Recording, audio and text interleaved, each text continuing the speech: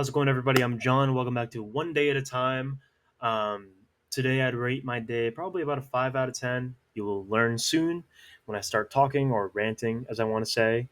Um, and thank you very much for 6 subscribers. Yesterday, I said I wanted 5, but we got 6, so I will take an extra subscriber.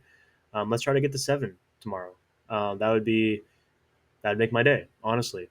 Um, so today, I have to talk about a situation that happened that totally train wrecked my entire day. You may think I'm overreacting when I say why, but I just want you to listen in and maybe you can relate. Um, this has to do with getting a text from your ex that just completely ruins the course of your day. Or, like, I mean, getting a text from anybody that ruins the course of your day sucks. And that is exactly what happened to me today. I'm going to tell my story and maybe leave you with a little message as to what you should do and shouldn't do when in my situation. So, to give some background, my school today had a law school career fair. I don't go to law school, I'm an undergrad student, but we had a bunch of law schools from around the country come visit us, and they set up a bunch of booths you can go up to them, you can talk to them, you can talk about law school. I only went to 2 booths. There's BC and BU because I live in Boston. I don't go to school in Boston. I mean, Bobby wore Jersey, so I'm from Massachusetts. Um, I talked to the 2 Boston schools, and then I was feeling happy. I was feeling good. I had some great conversations, and I get up and I leave to go outside. So while I'm walking outside, one of my ex girlfriend's friends walks in the door. I won't say her real name, but I'll call her Bella for the sake of the video. Bella and I have a running joke ever since I broke up with my girlfriend, where when she sees me, she acts all mean, is like, "I can't talk to you, like you're scum." It's all jokes. Um, like, for example, on homecoming, I ran into her. We talked for a little bit, and she's like, "Oh wait, I'm supposed to like hate you and stuff." I'm like, "Yeah."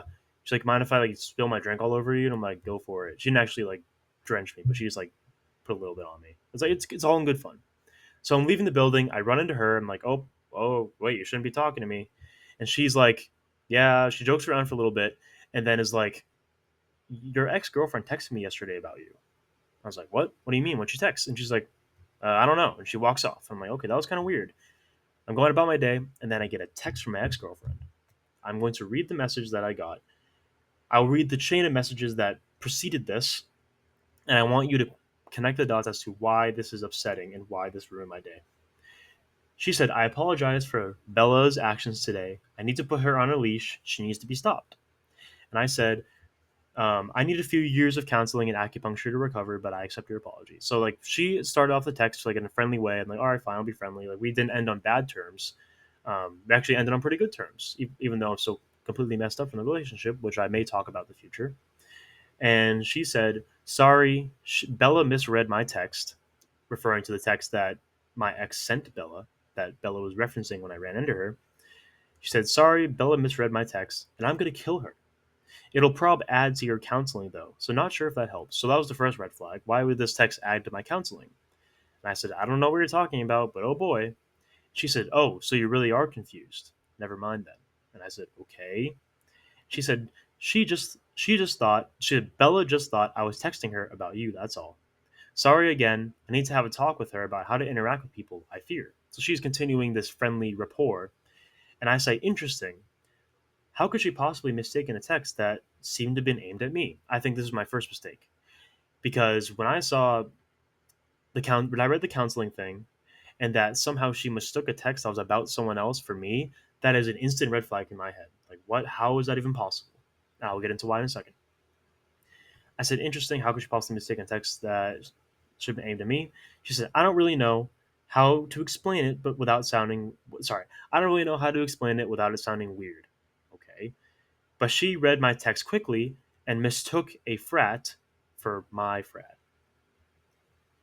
So the text, okay, so let's break down what was talked about. My ex girlfriend sent a text message to her friend Bella, and it was about a guy and a frat. Okay. And Bella mistook this for being about me. So on the surface, that doesn't sound so bad. But then when you really think about it, I'm a chronic overthinker. I overthink everything. I hyperanalyze everything. I mean, got me to where I am today, but it's also my downfall at the same time. Why else would Bella mistaken this text for being about me? Well, let's look at the context. I am my ex girlfriend's ex boyfriend. We had a very romantic relationship. It was purely romantic. That is the deal. So obviously, this text had some kind of romantic little twist to it. Are you picking up what I'm putting down right now? So obviously, when I learn about this in my head, it's like, oh, she's talking about some other dude in a romantic context that's in a frat. That's not me. And I mean, yes, she's broken up. Like she can do whatever she wants.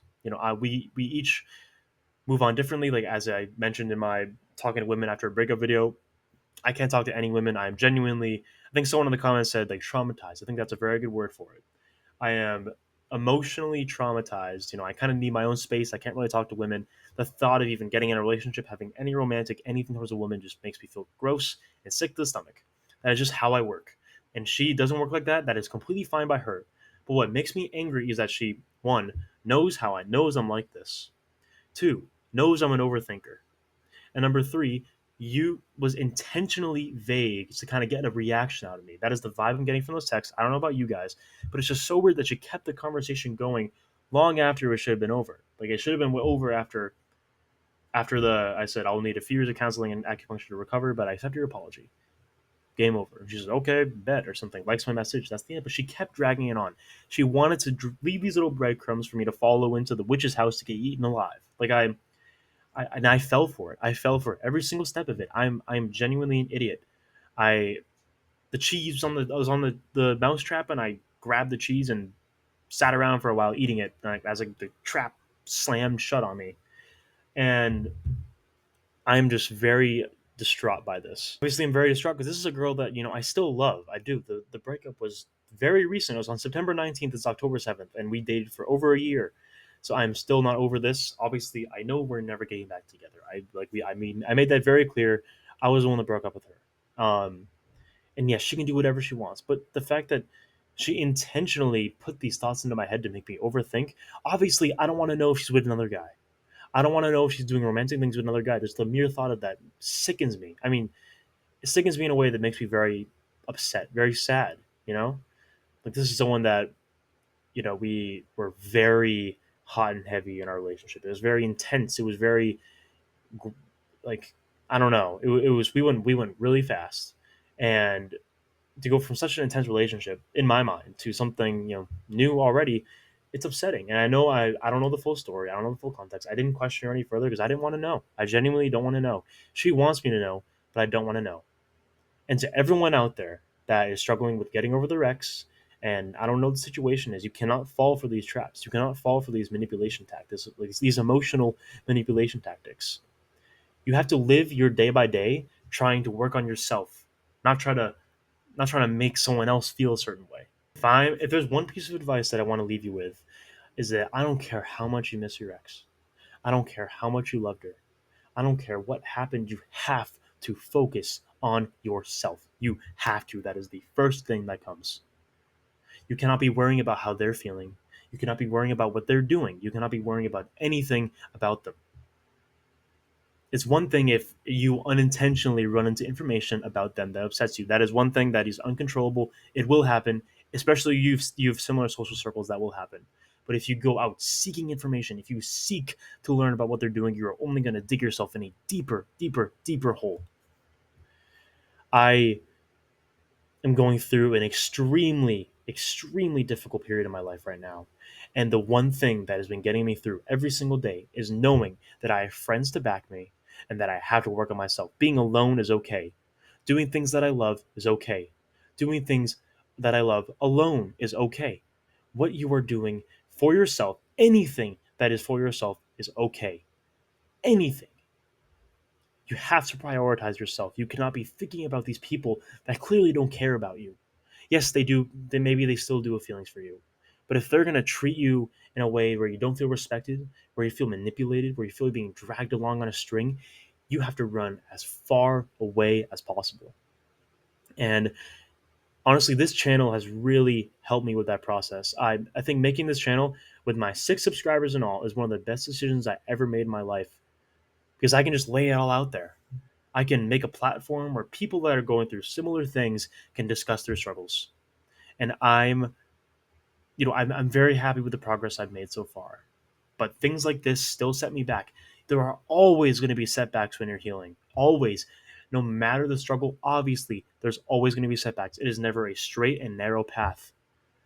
But you will always overcome these setbacks. You are greater than the sum of these setbacks. So anytime something's going on, anytime you get a reminder from your ex, anytime you smell something that reminds you of her, you go to a place that you went with her, you eat a food that reminds you of her, just know that anytime you're feeling pain, that is healing. That is healing. You are healing. And I know it hurts. And I know it feels like you're suffering, but that is your body adapting to change. That is all that feeling is. Embrace the pain. Push through the pain. Do not push it off. Do not hide behind another person. Do not hide behind drugs or alcohol.